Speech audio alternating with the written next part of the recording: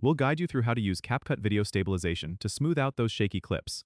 If you find this helpful, consider subscribing and liking the video. First, open CapCut on your desktop and import the video you want to stabilize by clicking on the Import button in the Media Library section. Once your video is in the timeline, select the clip you want to stabilize. You should see an option in the toolbar labeled Stabilize.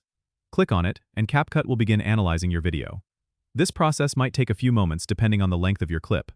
Once it's done analyzing, you'll see a set of options to adjust the stabilization level. CapCut offers different levels ranging from low to high.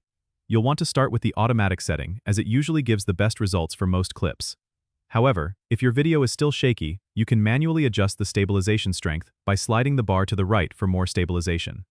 Keep in mind, too much stabilization can sometimes crop your video or make it look unnatural, so find a balance that works for you. After you're satisfied with the stabilization, play back the video to check if it meets your expectations. If it looks good, you can go ahead and export it by clicking on the Export button at the top right corner.